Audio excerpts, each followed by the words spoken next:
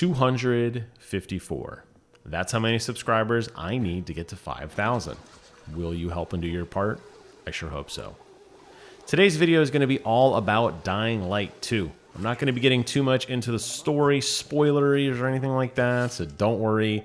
This is just my thoughts on the game. I've played about 20 hours so far with a major emphasis of going out and doing my own thing, playing the side quests, exploring the world, and seeing if it holds up to the incredible original Dying Light. Does it? Let's find out. I will say that the story does take a real backseat here, but playing through at least some of the story is absolute necessity in order to get into the good stuff. The true decisions, the true variance in gameplay, all of that stuff is gated behind major story elements that initially the story is going to really just be a lot of chores and it's going to not feel fun. But do yourself a favor and get through at least the first dozen or so missions. A lot of them are really nonsensical. I don't think they get any better, by the way.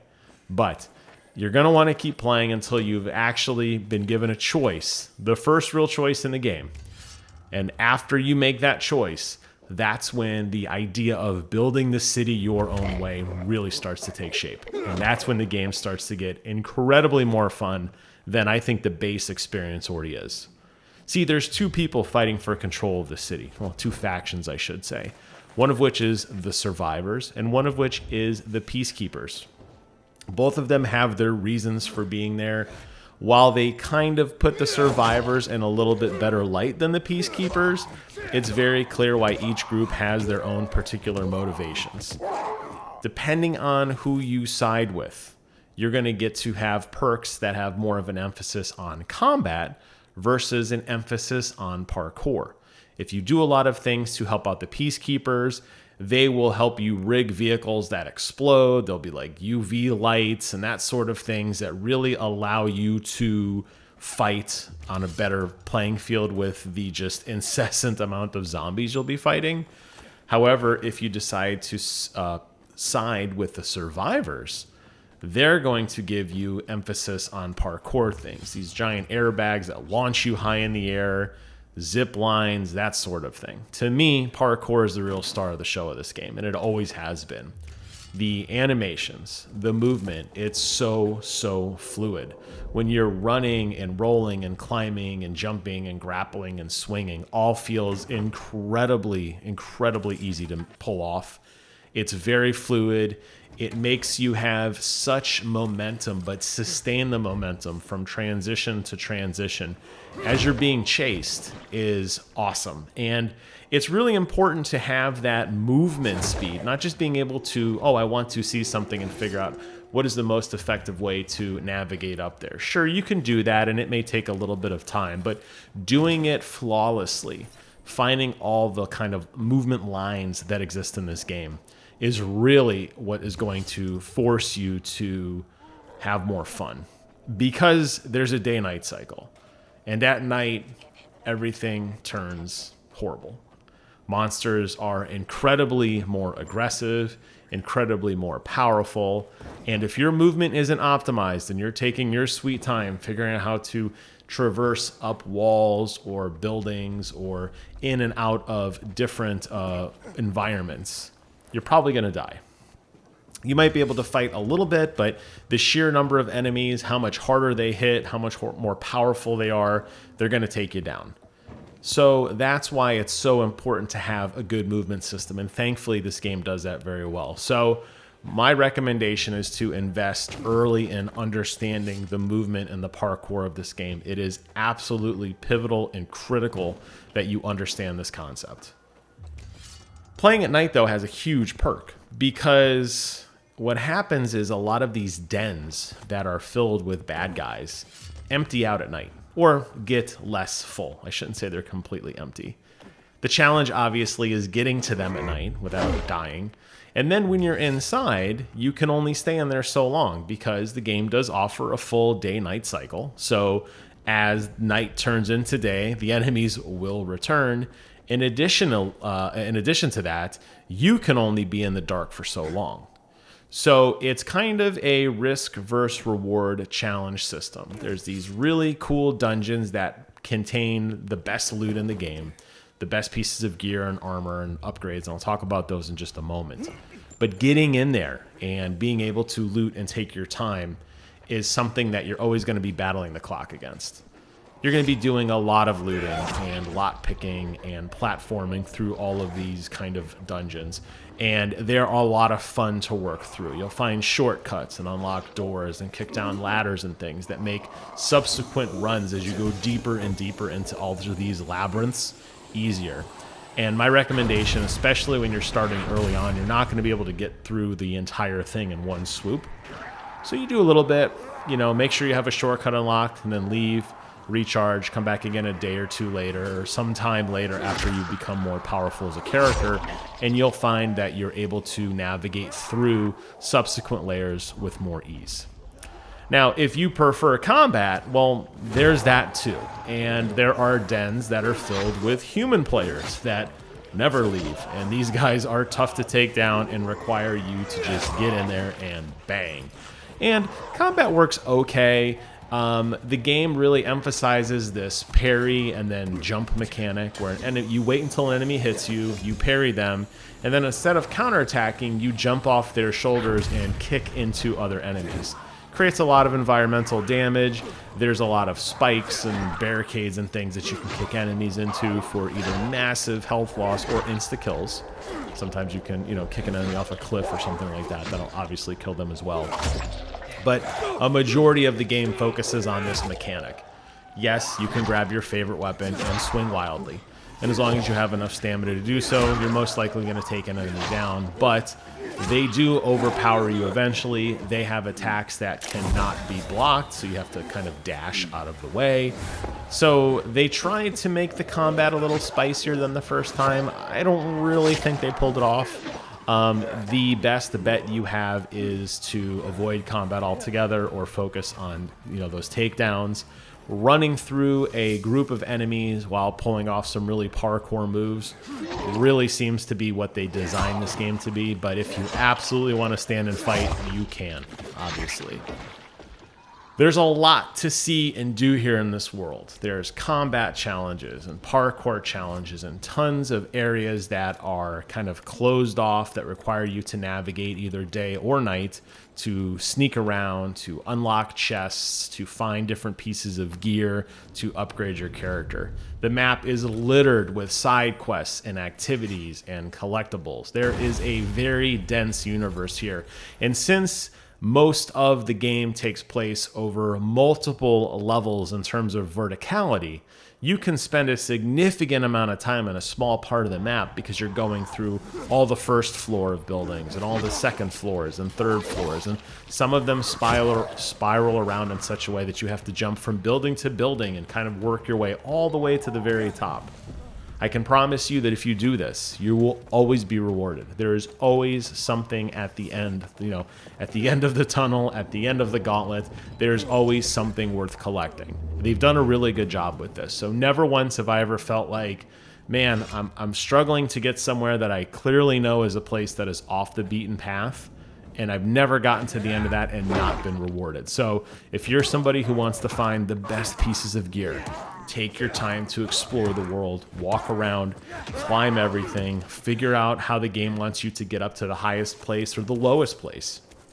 Take your time and do it. You will be rewarded. Unfortunately, a lot of the progression gating seems incredibly stupid in this game. See, what they've done is instead of just giving you a pool of experience points that allow you to level up by fighting enemies, whether in day or night, progression is gated through inhibitors. Now, inhibitors are these special items that you find scattered in chests around the world.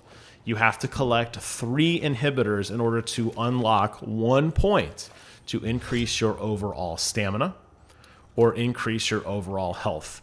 And that kind of ties into the stamina would be the parkour and the health would be the combat. When you do that, your particular rating in either parkour or in combat increases.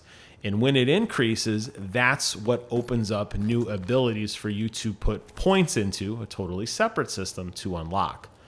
What ultimately happens is if you're like me and you're off exploring the world and having fun, opening chests, killing zombies, climbing, running out at night, doing missions to get some of the better pieces of gear, it's going to feel like a lot of fun. But if you are not collecting those inhibitor chests and continuing to grind out your inhibitor ranking, you're going to find yourself in a situation where you have points that you are unable to spend because you're locked behind a weaker inhibitor level. It's a very stupid system. It almost gates you and forces you to be an inhibitor hunter before anything else, which seems incredibly counterintuitive with the ability of this game to have this open world exploration. I don't understand it. You'll also find a lot of checkpoints and challenges that are gated behind having enough inhibitor. For example, a lot of the windmills, which are basically these safe havens that you'll find throughout the map.